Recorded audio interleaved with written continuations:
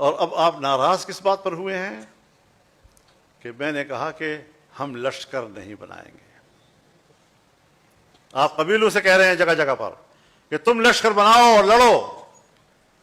ہم نے کہا کہ نہیں، یہ عوام کی ذمہ داری نہیں ہے، اس کے لیے آپ ہیں، آپ ہی بھرتی ہوتے ہیں، پیٹ ہی باندھتے ہیں، لیکن پھر بھی پاکستان کے عوام نے آپ کو اخلاقی طور پر سپورٹ کیا ہے.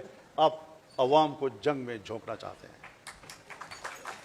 تو پھر میں بتانا چاہتا ہوں آپ کو، مشرقی پاکستان میں تم نے عوام سے کہا کہ تم لشکر بناؤ، تو البدر بنا، الشمس بنا.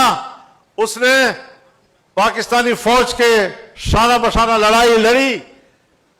آج بھی وہ دشمنی برقرار ہے یا نہیں عوامی لیگ اور جماعت اسلامی کی؟ آج بھی جماعت اسلامی کے لوگوں کو پھانسیاں نہیں دی گئی.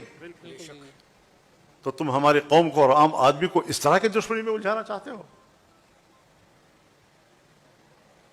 اور میں کیوں لشکر بناؤں؟ میری صوبائی حکومت، میرے اختلاف بھی ہو، وہ آپ سے کہتی ہے کہ ہم خود پولیس کو استعمال کر کے جنگ لڑ سکتے ہیں، فوج سائڈ پہ ہو جائے. تو آپ تو صوبائی حکومت کے طاقت کو استعمال کرنے کے لیے تیار نہیں ہیں، اور آپ عام آدمی کو کہہ رہے ہیں کہ لشکر بناؤ. پہلے صوبائی حکومت کے آفر کو تو قبول کرو. اور نتیجہ یہ نکلا ہے، شاید بلوچستان کے اور سندھ کے دوستوں کو معلوم نہ ہو یا پنجاب کے لوگوں کو معلوم نہ ہو، خیبر پختونخوا کے وہ کلا جانتے ہیں کہ بنو میں کتنی دفعہ چند مہینوں کے اندر اندر چھاونی پہ حملے ہوئے، داخل ہو گئے. ابھی حال ہی میں کتنے تھانوں پہ انہوں نے قبضے کیے، کئی دن تک قابض رہے،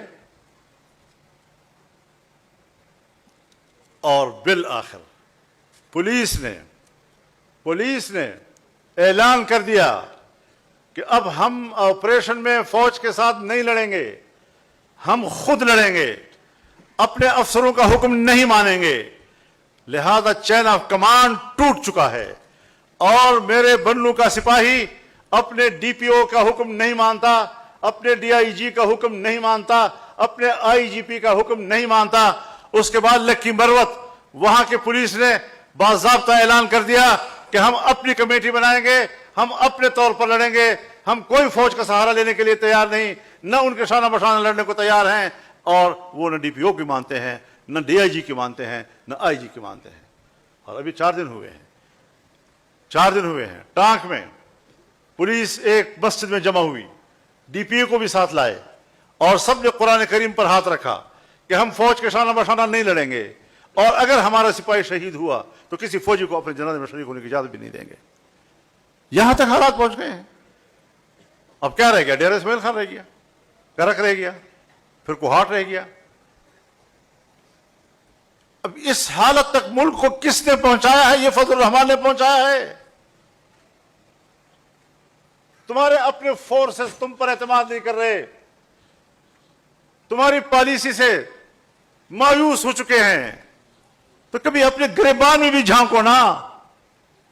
اب تم فرشتے تو نہیں ہو کہ معصوم ہو، تم غلطی نہیں کرتے.